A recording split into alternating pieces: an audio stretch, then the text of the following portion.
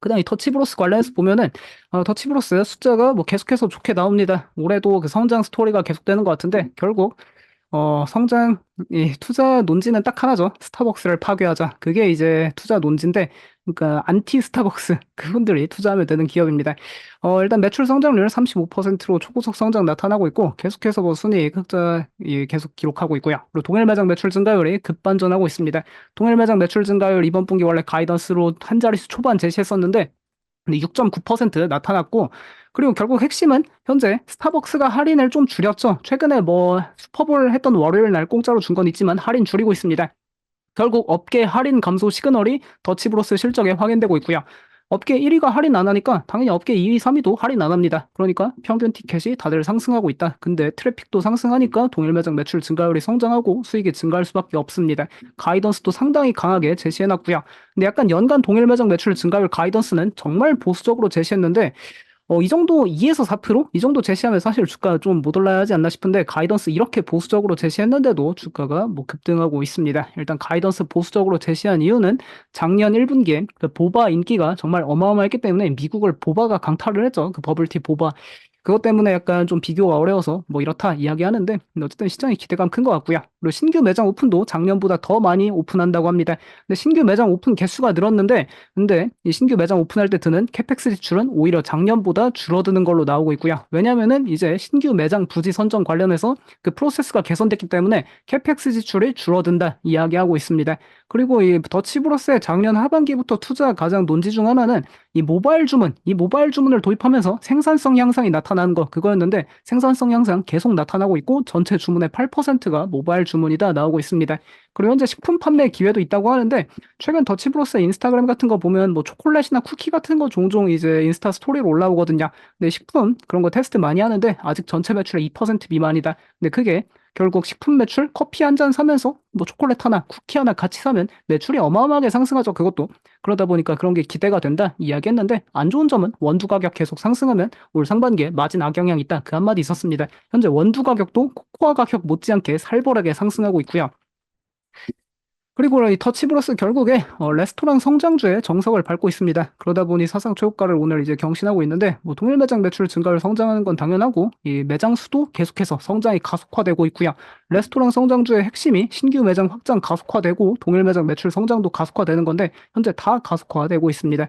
어쨌든 이 부동산 개발 관련해서 작년 상반기에는 조금 어려웠는데 작년 하반기부터 이 전문가들 많이 채용해서 이게 확실히 새로 오픈하는 지역은 장사가 더 잘 된다. 그리고 1월 들어서 뭐 치폴레나 뭐 우버나 여러 업체들 다 한 이야기가 1월에 좀 산불 뭐 한파 그런 것 때문에 장사가 덜 됐습니다 이야기했는데 더치브로스는 미국 서부에 훨씬 매장이 다 서부에 있죠. 사실 서부 남부 요즘에 플로리다 진출하는데 근데 그럼에도 1월에 트래픽 강세가 지속됐다 그런 긍정적 이야기 있었고요.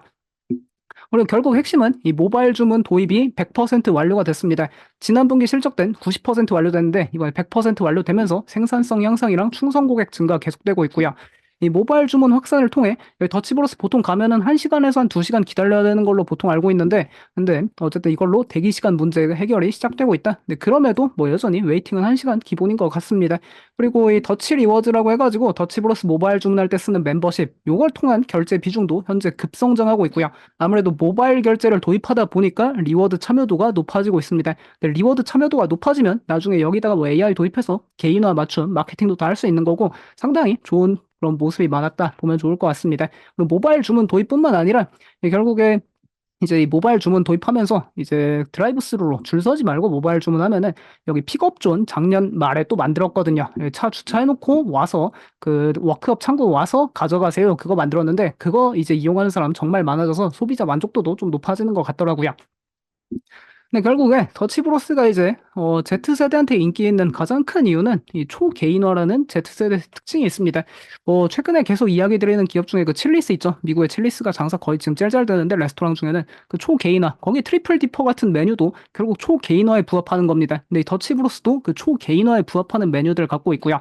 아무래도 Z세대는 매장 가서 다 같이 아이스 아메리카노 4개 주세요. 6개 주세요. 그런 거 절대 안 합니다. 가면은 다 다르고 가서 이제 키오스크 앞에서 뭐 이제 먼 토핑 추가, 먼 토핑 추가, 뭐 엄청 이제 주문 그 뒤에서 보고 있으면은 좀 빨리 좀 하지 답답하죠. 근데 이제 어쨌든 메뉴가 다양한데 그게 이제 Z세대가 좋아하니까 에너지 드링크 메뉴 36개, 소다 메뉴 35개, 레모네이드 메뉴 29개 뭐 이렇게 있는데 그럼 뭐 보바나 차이티 라떼 약간 스타벅스에서는 안 파는 잘 나가는 요즘 젊은 세대가 좋아하는 그런 초개인화 맞춤형 메뉴 많이 제공하고 있다. 그렇게 보면 좋을 것 같습니다.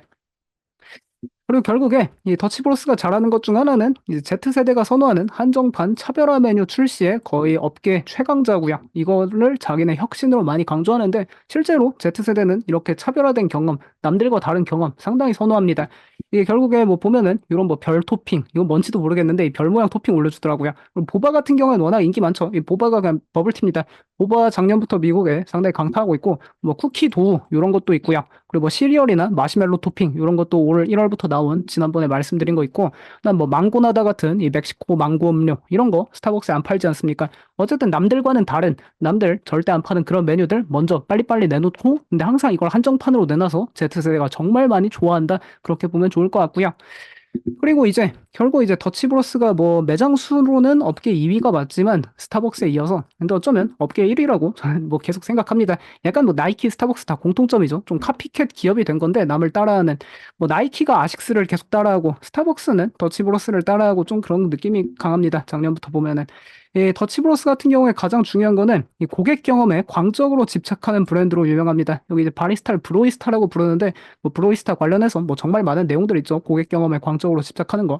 처음부터 지금까지 항상 컵에다가 이렇게 펜으로 이 메모, 이름 써주고 항상 해왔습니다. 지금도 계속 하고 있고. 근데 스타벅스도 옛날에는 했었죠. 근데 어느 순간부터 고객의 목소리를 무시하고 이름도 안 쓰고 메모도 안 하더니 스타벅스 브라이언 니콜 CEO 와서 가장 먼저 한 게 지난 11월 달에 컵에다가 이 펜으로 이름 직접 써주고 메모 써줘라 이런 거 재추진하고 있고요. 결국 1등 기업인 더치브로스를 따라가는 것 같습니다.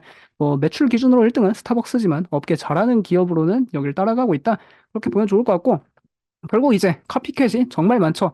더치브로스가 이 에너지 드링크 관련해서는 카페 업계에서 가장 먼저 이걸 출시한 기업입니다. 2012년부터 이 에너지 드링크 관련한 메뉴를 이제 팔았는데 뭐 최근엔 이제 국내에서도 에너지 드링크 메뉴 파는 곳 있더라고요. 근데 이제 미국에 뭐 사실 더치브로스랑 그다음 인기 많은데 치면 세븐브루 커피가 좀 인기 많은 것 같던데 스쿠터스 커피랑 프랜차이즈 중에는 근데 이런 스쿠터스나 세븐브루도 에너지 드링크 2020년대 들어서 출시하고 있고 뭐 빅빅 커피도 출시했고 스타벅스도 작년 6월에 아이스 이거 에너지 드링크 출시하면서 확실히 업계에 좀 선도하는 기업을 따라하려는 기업들이 많은 거 보니까 업계 선도하는 기업은 맞다 그렇게 보면 좋을 것 같습니다. 그리고 결국에 이 소비재 분야 파괴적 혁신 기업의 특징 그런 건 다 트렌드를 빨리빨리 캐치하고 주도하고 그 고객의 니즈를 충족시켜 주는 건데 결국 이런 프로틴 커피 이런 게 고객의 니즈죠. 구글 트렌드만 봐도 이 프로틴 커피에 대한 관심도는 뭐 계속 사상 최고 경신하고 있습니다. 그러니까 고객들이 커피를 마시더라도 약간 단백질 음료, 고단백 그런 걸 마시고 싶어 하는데 더치브로스에서 작년 1월부터 이미 프로틴 커피 출시해서 판매하고 있고요.